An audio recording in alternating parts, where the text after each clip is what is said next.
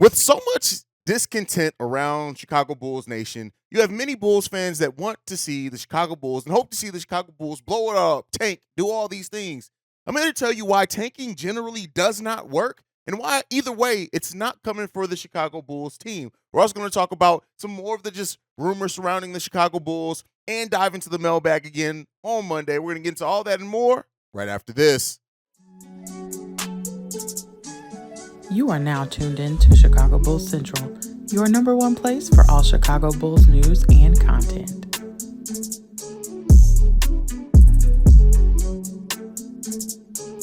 All right, Bulls fans, welcome to another episode of Chicago Bulls Central, your number one spot for everything Chicago Bulls related. If you want to follow me, you can do so right off the top at CEO Haize, that's CEO Haize.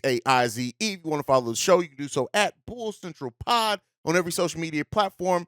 But let's get into it. We had an interesting conversation over on Locked On Bulls today, and that was one surrounding tanking, right? And the concept of that. And you will hear a lot of that in amongst Chicago Bulls fans. You'll see it in the comments, sure, of this video and almost any video of your favorite Bulls content creator. If you go and check it out, you're going to see at least one to two people, if not more, say, hey, the Bulls should blow it all up. The Bulls should go total rebuild. The Bulls should do all these things, right? And I want to be clear here is that there is a very different thing between going rebuild and tanking, right? So let me be clear. For those that say we want to see the Bulls rebuild, right? Rebuilding happens gradually over time. And to go full rebuild, you wait until you have another piece to build around in many cases, and then you move on from the pieces that you had or maybe some of the pillars you had of that team prior to that point, and you rebuild around something new, right? Whereas tanking is a team that just trades any basically player that they have that's nearly good, and they literally try to force themselves to bottom out and to get as high in the draft lottery as they can, right? And I think when you look at the Philadelphia 76ers and just what they've been through, yes, they got an MVP. And shout out to them for that and having Joel Embiid as a piece to build around. But that team tanked hard for at least Hinkie's run, which was 4 years straight, 4 years of some of the worst basketball people have ever seen. The team losing money, right? And all you got out of it, between drafting Jahlil Okafor, Michael Carter-Williams, Nerlens Noel, I'm sure I'm missing a couple of names in there, you got one. And that was Joel Embiid out of that, right? And so when you see a team like that, they've never been to a conference finals, never made it past the second round of the playoffs, if I'm not sure, tanking generally doesn't work. If you really look at the history of the NBA, right? And I'm going to go back to a certain team, and then we're going to talk about it going forward. The only teams to actually get a title out of tanking were the Houston Rockets, if you can label that with Hakeem, right? The Cleveland Cavaliers, you can kind of put on that list as well, even though LeBron had to leave and come back for them to win a title, right? And even then, when he did leave, they got more years of, they got other first round picks and Kyrie Irving and Andrew Wiggins, who they ended up trading to go and get Kevin Love to then really help that team be able to win a title when LeBron came back from winning titles with Miami. And then there is the San Antonio Spurs, right? I don't count the Spurs as a team that tanked because their best player got hurt, and then they got a high pick in Tim Duncan and were able to really build off of that for years and years to come. But I don't necessarily see that as a team that tanked personally, just because that team had their best player not gotten hurt, they would have absolutely been trying to compete. I look at tanking as a predetermined thing. When you come into the season with the way that you've constructed your roster, you're trying to be bad. That wasn't the Spurs to me, but I'll give you that. And shout out to Ricky, my brother. I will give you that if you put the Spurs on that list. That's 3 teams in almost 40 years. Tanking generally does not work and is not a strategy that usually goes to succeeding and getting pretty far, right? To winning a title. If the thing and the goal is winning a title, is to getting as close to winning a title as possible, tanking generally has not worked for that. Even if you look at our own history, the Chicago Bulls, we weren't tanking when we got Derrick Rose. Not at all. We weren't tanking when we got Jimmy Butler, which especially as low as we got him, drafting and developing well has to be your first key. And then on top of that, if you just are a naturally bad team, which the Chicago Bulls were a mediocre team for years when they got Derrick Rose, ended up bringing in Derrick Rose to a situation to where they had a pretty solid roster, was able to go right to the playoffs in his rookie year, ride that out for a little while, and then naturally go and try to build a great team around Derrick Rose when they went out, got Corver Boozer, all those other players, and then still drafted well or got lucky, however you want to look at it, in getting Jimmy Butler, who then helped push them a little bit further going forward after that. I understand that tanking makes you feel better because it makes you feel like, hey, at least I know that this team is trying to be bad.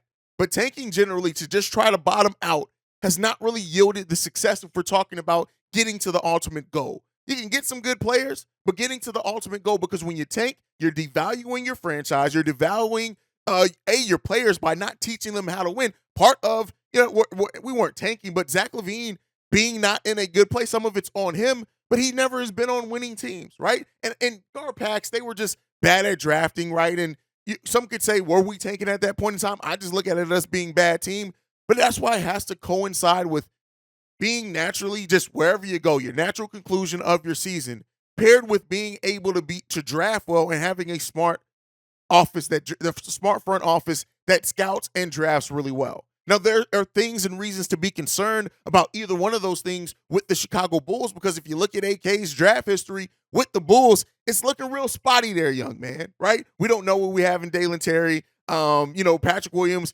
right now has not shown up in the way at all that we have expected him to develop up until this point.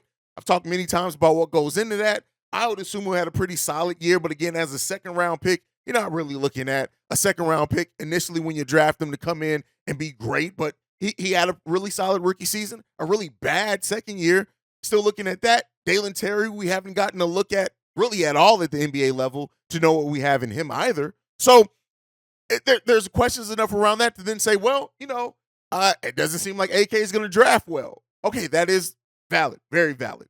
Overall, looking at the Chicago Bulls team as we move forward to get closer to the draft lottery and the mindset around tanking, right? And the mindset around blow it all up. It's not coming. Whether we, you, me, whoever wants it, it's not coming. That's why you hear things like reshape. That's why you hear things like retool, because those are way more realistic things than what we are going to do. And I understand where a lot of Bulls fans' mind sit on the desire to just go ahead and blow this all up, because we have a roster that looks bleak right now. And so that's fair. Nobody can take away from that. But tanking is not the way to go, and it's not coming. AK has already said that, right? It's not on their minds. And so therefore, it is not coming. Now, we got some bad contracts we need to get off of. Lonzo Ball, especially if he's not going to play basketball, right?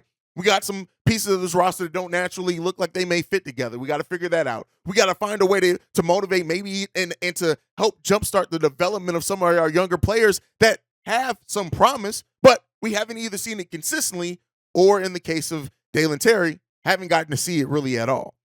We have to get those type of things together and figure out that aspect of this basketball club. And until we do that, we're always going to be in that purgatory area of middle of the pack. And I know it sucks, right? I know it sucks.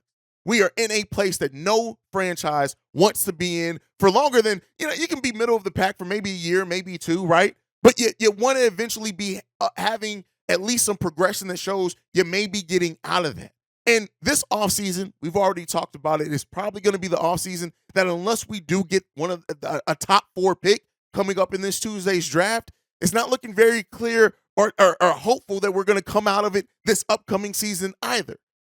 We'll see. We'll see. And to really go into that next is that the draft lottery is coming. It's tomorrow.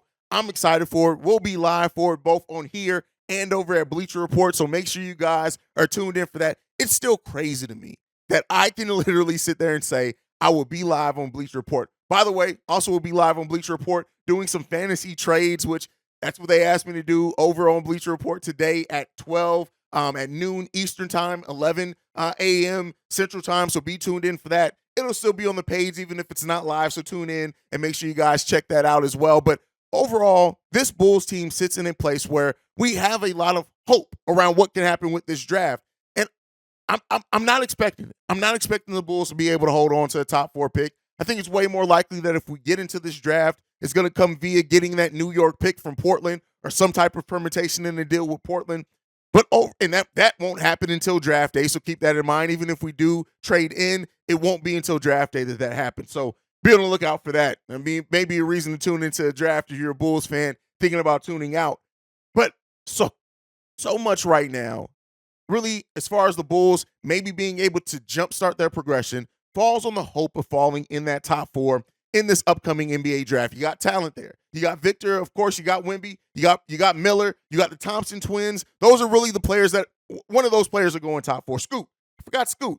Those are the players that are going top 5 when you're going around there. And if the Bulls get lucky to fall anywhere from 1 through 4, they can get a heck of a talent, either being on the wing, a game-changing center, or a point guard, which we clearly need on this team as well. So looking at those things for this team and this squad, I'm hopeful. I'm doubtful if it's going to happen. And so, I understand that, but we'll see. And we'll be live for the draft to see what's going to happen. Now, we've talked about it over the course of the weekend on our mailbag episodes. You guys have asked about it. So many questions about Poole, Ayton. Can the Bulls get involved in this deal? Can the Bulls get involved in that deal? And so, realistically, I don't think either deal is happening. And I know a lot of Bulls fans are getting wrapped up, and we're getting in conversations about, Wemby could, not Wemby, sorry, Wemby could bring, you definitely draft Wemby. But that Ayton can bring this, Ayton can bring that, Ayton can bring this, right? And here's the thing. Unless somehow the Chicago Bulls are going to convince a team to take Lonzo Ball's contract, I just don't think a major deal is coming. We talked yesterday, the Bulls are looking to possibly reshape their roster around Zach LaVine, which may include either letting Vooch walk or trading DeMar DeRozan. But when that's all said and done, unless it's one of those deals, I don't see a lot of major change coming. And even if you let Vooch walk, you're not getting true cap space in that case. And even if you force a sign and trade, you're usually not getting anything major back in sign and trades. So that's probably not coming either. DeMar, I don't think DeMar nets you a whole lot back as far as like completely reshaping the roster. It points you in that direction. But we'll see what ultimately happens with this Bulls team. Again, I don't think Poole's coming for the reasons that I laid out. Poole, maybe who can bring some things, but I just don't see the Bulls attaching themselves. And keep in mind, that's one of the biggest things too here, is that the Bulls are a team that likes to avoid the luxury tax. And trading for either Ayton or Poole's deals doesn't mean that it necessarily pushes you right into the luxury tax, but it makes avoiding it if those deals do not work extremely hard. And that's why I think the Bulls don't necessarily go in that direction. But hey, we'll see. But since we had so much overflow, which we still got some, we got 2 text messages as well that I'm not going to get into today. So be on the lookout for that over the course of the week. But we got 2 voicemails today. We're going to go and play the first one now. Hey, what's going on, Haize? It's your boy Big O calling in again. Great episode today. Just got done listening. I heard somebody mention DeRozan for Clay. Man, that's a good NBA 2K trade. That should have never happened, man. These guys got to really think about this, man. You know what I mean? If you seen how the Lakers was loading up on Curry and Clay, like leaving Gary Payton and Draymond and Looney like so wide open they can shoot practice shots. Like what do you think they would do to DeMar DeRozan? Like Golden State, if they ever trade Clay, it won't be for DeMar DeRozan ever. In this life, the next life, or the life after that, man. It's not happening. But if you're looking for a trade for DeMar DeRozan and you want shooters, you got to look at a team like Atlanta. You got to look at a Bogdanovich.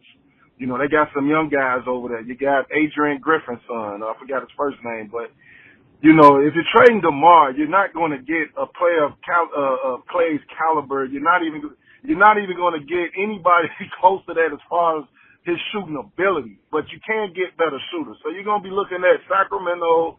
You're going to be looking at the Atlantas of the world where you're going to be pulling in two or three really good rotational players.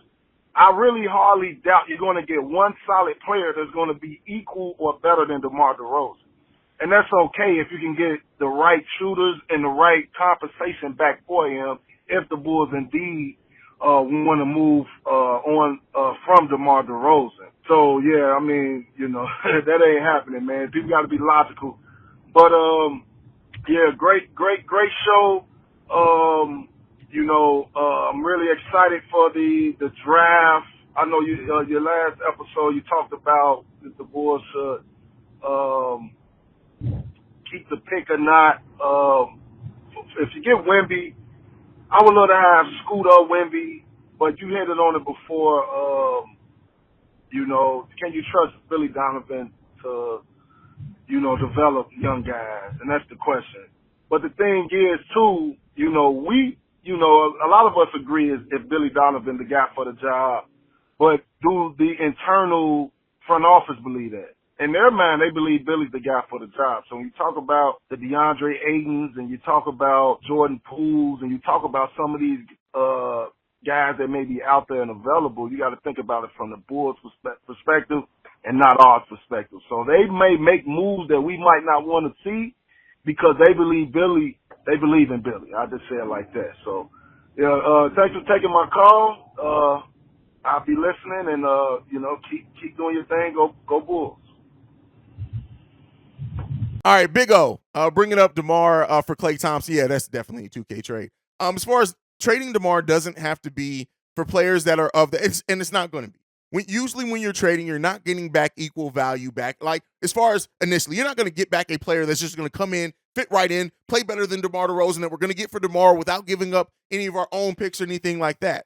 If you're moving DeMar, it's probably more so for depth. It's probably more for complementary pieces to what Zach LaVine does, unless we just get lucky. Like I said, even a trade, if you're including Tyus Jones or something like that, it's still, that's a complementary piece. Like, Tyus Jones isn't a superstar, and neither is DeMar at this point, but you're not getting back that one-for-one value. That's not coming more times than not. And I think that if you do end up making that move, right, and what you get back, I already can see some bullshit. Oh, well, we lost this trade because of XYZ.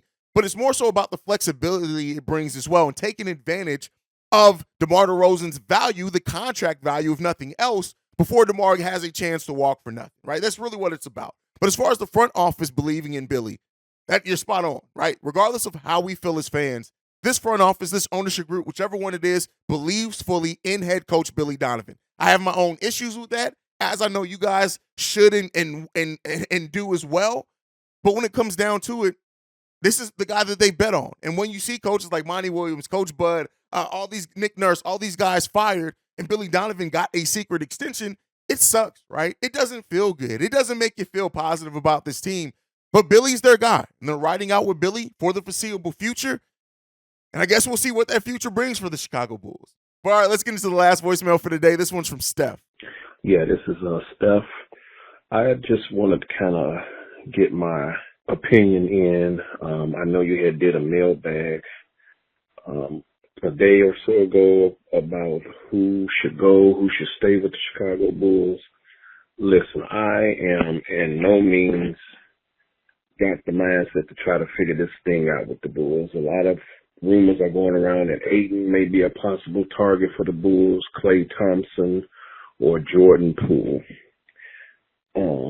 And my thing is, with the Bulls, we just need some definite pieces to the puzzle to help this team be in that conversation once again where, they can be talked about, because the Bulls really haven't been talked about for the longest as far as being able to be one of those teams that can make deep playoff runs and things of that nature. But I know without a shadow of a doubt, we need some type of rim protector, shot blocker, a big that can potentially alter shots or give players second thoughts about driving and coming into the hole, because I have seen on so many of the games that the Bulls have lost that they got beat so many times where players were just literally driving to the basket and laying the ball up. And so if we can get at least some type of big man to where he don't have to necessarily be a shot blocker or whatever, but just some type of rim protector that, again, that'll give a person a second thought of trying to come in and score them easy baskets on drives to the hoop. Now, as far as whether DeMar should go or Levine should go or they should stay, I don't even have the answer. I don't even have the mindset to say who I think would be a better fit if they stayed here or if they left. So that's pretty much my intake on it. So great, insightful, thorough voicemail from Steph there. Thank you so much for leaving that for us. The Bulls getting into that area of being in the conversation of deep playoff runs, we got a long way to go there, brother. And I know that a lot of Bulls fans, and I've talked about it as well, like we think, and there's a way to convince yourself that we're not as far off as what, some of the common thought is, right? If you bring in the right pieces, if we have a starting caliber point guard for the whole season, how differently do we look if we had like Pat Bev, who, hurt us absolutely in the playing games and in some games for sure, but we can say that the team kind of fit a little bit better when you had a point guard that believed in and ran Billy Donovan's system well, right? So there's something to be said with that. But overall, the Bulls are a long ways off, and we do need to get back in that area of being part of that conversation of teams that you just kind of have locked in to make a play-in spot, not play-in, play-off spot. I'm sorry. And, the Bulls are far from that. And where we sit right now with everything going on around Bulls Nation, around this team, around ownership, around the luxury tax, around Lonzo Ball's contract, there's so many questions. And to your point, right, and you did a commendable job of trying to come up with things, but I'll tell you this, I don't envy this situation AK is in at all. I don't. Now, some of it is of his own making and his own doing, so let me be clear there. If anybody should have to shoulder it, it's him and Mark Eversley because they're a part of the reason why we got here.